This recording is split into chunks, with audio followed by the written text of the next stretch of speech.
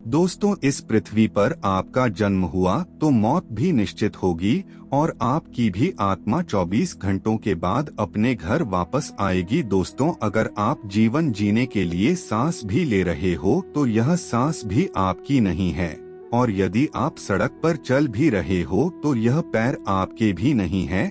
अगर आप किसी को कुछ बोलकर कह रहे हो तो यह मुंह भी आपका नहीं है। अपनी खुली आंखों से जो भी दिन रात तुम देखते हो वह आंखें भी आपकी नहीं है।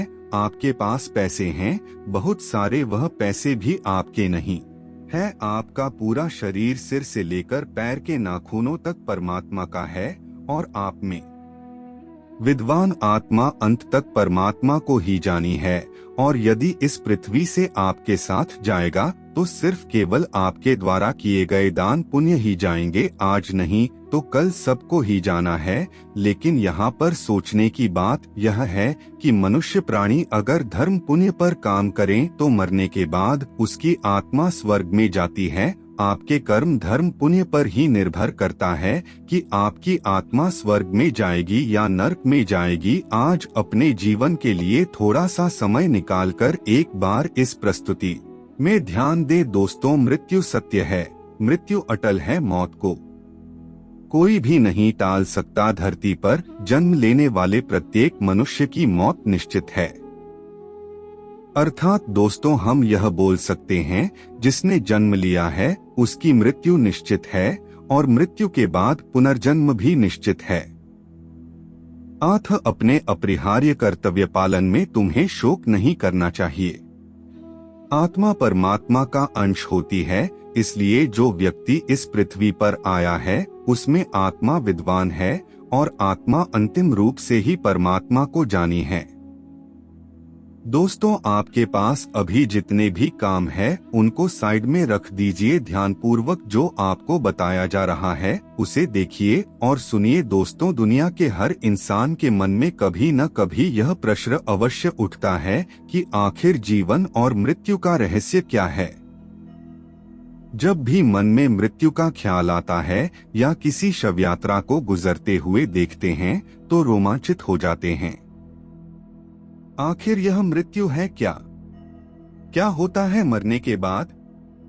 मृत्यु के विषय में दुनिया भर में अलग अलग तरह की बातें और मान्यताएं प्रचलित हैं। दोस्तों, ऐसा माना जाता है कि मानव शरीर नश्वर है।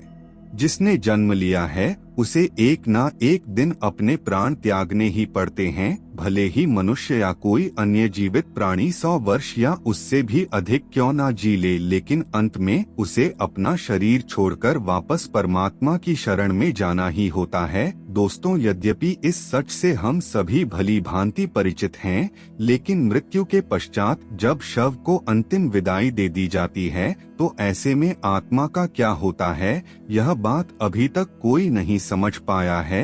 एक बार अपने शरीर को त्यागने के बाद वापस उस शरीर में पदार्पित होना असंभव है। इसीलिए मौत के बाद की दुनिया कैसी है यह अभी तक एक रहस्य ही बना हुआ है। दोस्तों, कहानियों या फिर अफवाहों में तो मौत के पश्चात आत्मा को मिलने वाली यातनाएं या फिर विशेष सुविधाओं के बारे में तो कई बार सुना जा चुका है, लेकिन पुख्ता तौर पर अभी तक कोई यह नहीं जान पाया है कि क्या वास्तव में इस दुनिया के बाद भी एक ऐसी दुनिया है जहां आत्मा को संरक्षित कर रखा जाता है। अगर नहीं तो जीवन का अंत हो जाने पर आत्मा कहां चली जाती है? दोस्तों, किस्से कहानियों या फिर अफवाहों में तो मौत के पश्चात आत्मा को मिलने वाली यातनाएं या फिर विशेष सुविधाओं के बारे में तो कई बार सुना जा चुका है, लेकिन पुख्ता तौर पर अभी तक कोई यह नहीं जान पाया है कि क्या वास्तव में इस दुनिया के बाद भी एक ऐसी दुनिया है जहां आत्मा को संरक्षित कर रखा जाता है। अगर नहीं तो जीवन का अंत हो जाने पर आत्मा कहां चली जाती है? दोस्तों, गीता के उपदेशों में भगवान श्री कृष्ण कहते हैं कि आत्मा अमर है, उसका अंत नहीं होता, वह सिर्फ शरीर रूपी वस्त्र बदलती है। वैसे तो कई बार आत्मा की अमर यात्रा के विषय में सुना जा चुका है, लेकिन फिर यह सबसे अधिक रोमांच और जिज्ञासा से जुड़ा मसला है। दोस्तों, गरुड़ पुराण जो मरने के पश्चात आत्मा के साथ होने वाले व्यवहार की व्याख्या करता है, उसके अनुसार जब आत्मा शरीर छोड़ती है तो उसे 2 यमदूत लेने आते हैं। मानव अपने जीवन में जो कर्म करता है, यमदूत उसे उसके अनुसार अपने साथ ले जाते हैं। अगर मरने वाला सज्जन है, पुण्यात्मा है, तो उसके प्राण निकलने में कोई पीड़ा नहीं होती है, लेकिन अगर वो दुराचारी या पापी हो तो उसे पीड़ा सहनी पड़ती है। दोस्तों, गरुड़ पुराण में हमें मनुष्य के जीवन और मरण से संबंधित ऐसे कई रहस्यों के बारे में पढ़ने को मिलता है, जिन्हें जानकर कोई भी व्यक्ति अपने जीवन की गति को सुधार सकता है। दोस्तों, मृत्यु के बाद जीवात्मा कितने दिनों तक घर में रहती है? गरुड़ पुराण वैष्णव संप्रदाय से संबंधित है और इस पुराण के अधिष्ठाता देव सृष्टि के पालनकर्ता भगवान विष्णु है। दोस्तों, यमदूत उस जीव आत्मा को यमलोक ले जाते हैं। वह जीवात्मा 24 घंटों के पश्चात पुनः वापस आती है और 24 घंटों के दौरान जीव आत्मा को उसके संपूर्ण जीवन का लेखा जोखा दिखाया जाता है, जिसमें यह आकलन होता है कि अपने जीवन काल में इस जीव आत्मा ने कितने पाप और पुण्य किए हैं। इसके पश्चात आत्मा को फिर उसी घर में लाया जाता है जहां उसने अपने शरीर का त्याग किया था, और 13 दिन तक वह जीवात्मा वहीं अपने परिवार के बीच रहती है। मोहवासना से भरी वह जीवात्मा बार बार अपनी देह में प्रवेश करने का प्रयास करती है, किंतु यमदूतों के पास द्वारा बंद जाने से वह कुछ भी करने में असमर्थ हो जाती है। वह अपने परिवार, रिश्तेदार व मित्रों को उसकी मृत्यु का शोक मनाते देखती है। वह उन्हें चुप कराने का प्रयास भी करती है, परंतु उसकी उपस्थिति का ज्ञान किसी को नहीं होता। फिर वहां अपने सामने स्वयं के मृत शरीर को देखती है और भूख प्यास से जोर जोर से विलाप करते हुए रोने लगती हैं। इसके साथ साथ गरुड़ पुराण में यह भी बताया गया है कि मनुष्य पुण्य कर्म तो करता है, परंतु उसके पुण्य की संख्या उसके द्वारा किए गए पापों से कम होती है, अर्थात मनुष्य पुण्यों की अपेक्षा पाप अधिक करता है। इसके समाधान स्वरूप मृत्यु के पश्चात पिंडदान करना आवश्यक बताया गया है। 10 दिनों तक जीवात्मा के उद्देश्य से पुत्रगण पिंडदान देते हैं।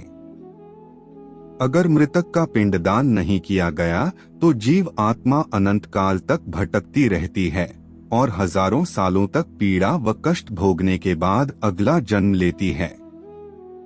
प्रतिदिन दिए जाने वाले पिंड के 4 भाग हो जाते हैं।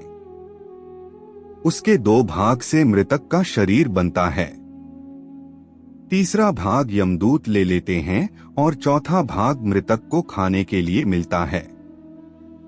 9 दिन रात में पुनः शरीर युक्त हो जाता है।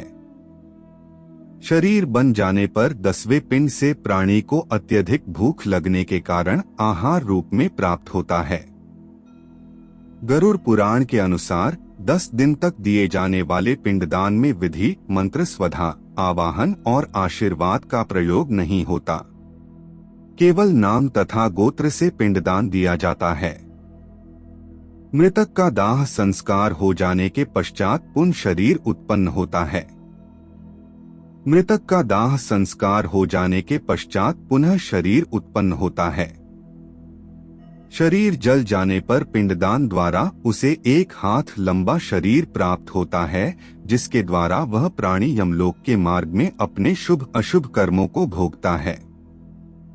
पहले दिन जो पिंडदान दिया जाता है उससे मूर्धा, दूसरे दिन के पिंडदान से ग्रीवा और दोनों स्कंद बनते हैं। तीसरे दिन के पिंडदान से हृदय व चौथे दिन के पिंडदान से पृष्ठ भाग उत्पन्न होता है। 5वें दिन के पिंडदान से नाभि, 6ठे दिन के पिंडदान से कट प्रदेश, 7वें दिन के पिंडदान से भाग, 8वें दिन के पिंडदान से गुरु, 9वें दिन के पिंडदान से तालु वप है और 10वें दिन के पिंडदान से क्षुधा की उत्पत्ति होती है। जीव आत्मा शरीर प्राप्त करने के पश्चात भूख से पीड़ित होकर घर के द्वार पर रहता है। गुड़ 10वें दिन जो पिंडदान होता है उसमें मृतक का प्रिय भोजन बनाकर देना चाहिए, क्योंकि शरीर निर्माण हो जाने पर मृतक को अत्यधिक भूख लगती है। प्रिय भोज्य पदार्थ के अतिरिक्त अन्य किसी भोजन का पिंड दान देने से उसकी भूख दूर नहीं होती। 11वीं और 12वीं दिन प्रेत भोजन करता है।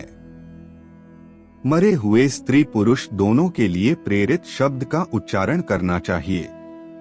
उन दिनों दीप, अन्न, जल, वस्त्र जो कुछ भी दिया जाता है उसको प्रेत शब्द के द्वारा देना चाहिए, क्योंकि वह मृतक के लिए आनंददायक होता है। 13वें दिन पिंडज शरीर धारण करके भूख प्यास से पीड़ित वह प्रेत यमदूतों के द्वारा महापथ पर लाया जाता है और यहाँ से इसकी यमलोक की यात्रा आरंभ होती है। मनुष्य अपने कर्मों के कारण ही मृत्यु के पश्चात होने वाली यातनाओं को भोगता है। जो व्यक्ति जितना पापी होगा उसका अंतिम मार्ग उतना ही कठिन होता है, और वह जितना पुण्यकारी, निष्कपटी और भागवत प्रेमी होगा उसकी स्वर्ग की यात्रा उतनी ही सरल व सुखदायक होगी।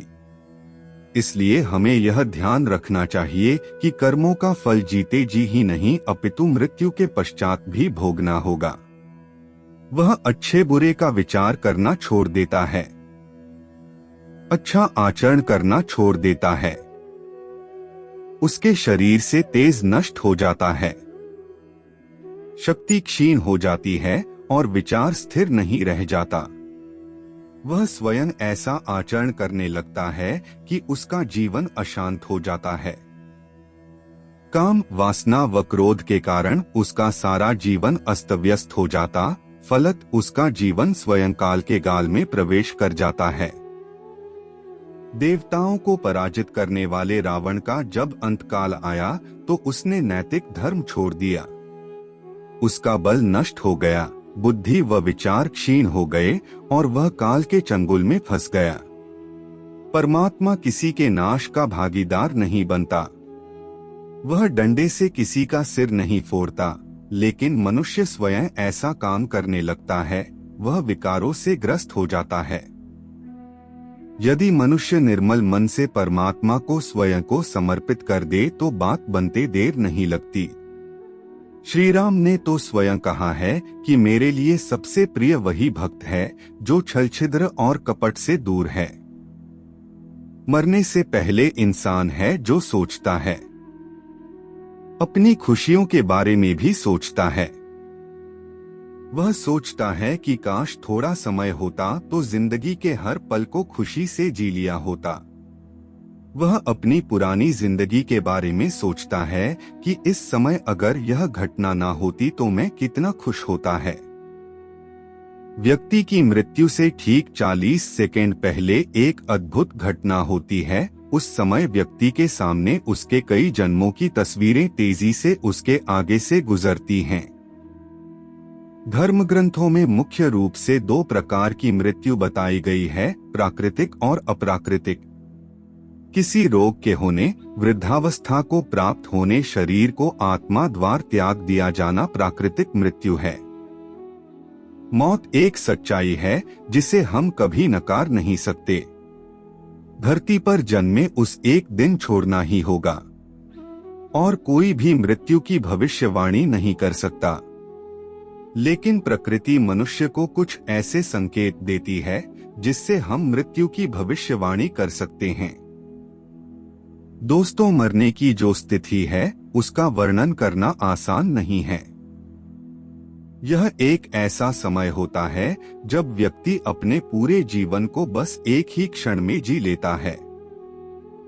भले ही व्यक्ति की याददाश्त कितनी ही कमजोर क्यों न हो, लेकिन जब उसकी मौत आती है तो उसका पूरा जीवन उसकी आंखों के सामने तैरने लगता है।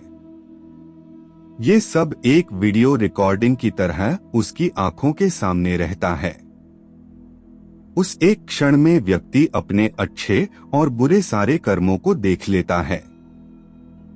जब व्यक्ति की मौत आती है तो उसकी जितनी भी इंद्रियां होती हैं वो शिथिल होने लगती हैं, लेकिन याददाश्त उसे उसकी सभी पुरानी बातों पर वापस ले जाती है।